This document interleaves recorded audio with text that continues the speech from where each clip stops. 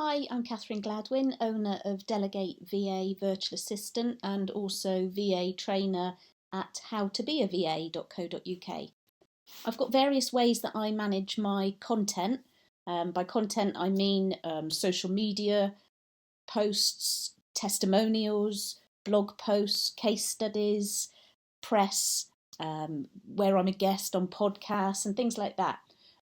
It helps to have it all in one place so that you don't forget anything, so that you know what you've used, and also so that you can repurpose, because there's a lot of people that they write these blog posts, put them out there once, and then don't use them again. But there's a lot that you can use again and again if the content is evergreen. So I wanted to show you how I look after mine. It may seem like a long-winded task for you to get started with, but you can outsource it. You can get somebody else to do it for you if you need to. So what I want to start with is where I keep all of my blog posts. I've simply got a Google Sheet, so it's like an Excel spreadsheet, and I list all of my blog posts, so their title and their URL, and then I also list in a column whether they're evergreen. So as you know, by that I mean whether they can be used again and again and again. And some of them possibly can, but I make a note for myself to check them. So this one, for example, is about how does virtual bookkeeping work? And I do need to check it again to see whether my reference to making tax digital is still relevant, because the government keep putting off when they're doing it. So I may have referred to a date in there, so I'd need to check. I also do quite a few blogs on MailChimps, and as you know, MailChimp is changing a lot. It's always evolving, so I need to make sure that that blog post is up to date before I repurpose it. But it's so easy then to have them all in one place. I can easily just copy the blog title and the URL and send it out as a post or schedule it. I use Hootsuite to schedule mine. So I've got that for my Delegate VA business and for my How to Be a VA business as well. I've also got all of my lead magnets in one place and who they're for, some hashtags to use, some wording. So there we go, you've got audience, hashtags and some suggested wording. And what's handy with this is I could also outsource it. So I could hand over this spreadsheet to a virtual assistant or something like that, so a social media manager, and say, here's everything, do what you can do with it.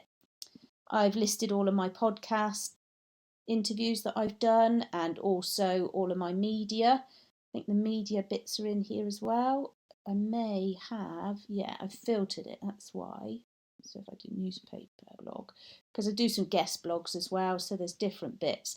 Because it's so easy when you get more and more exposure with media and PR, you know, it's not taking it for granted, but you do forget what you've been featured in. So I also list the journalist as well and anybody else that may have contributed. So I'm on Louise Brogan's podcast here. I've also been on Janet Murray's. So I list their Twitter account as well so that I can tag them in just to thank them and to reach their audience and for my audience to get to know them as well.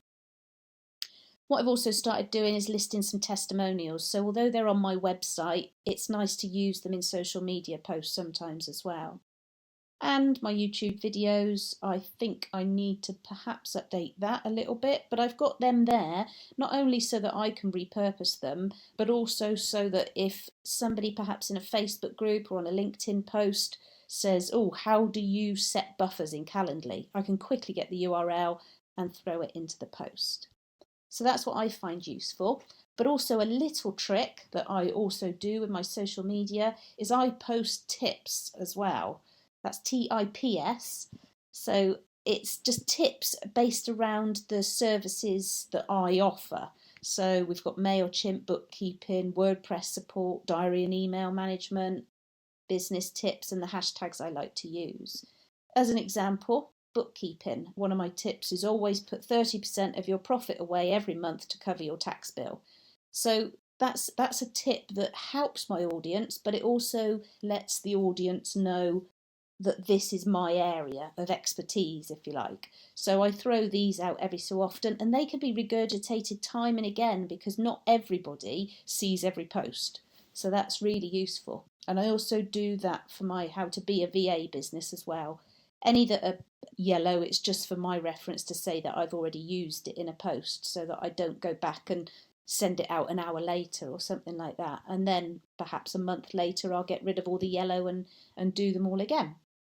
So yeah, that's my biggest tip, is to get some tips together based around your products or services that you can throw out that allow your audience to see that you're the expert, you know what you're talking about, and to bring the right people to you.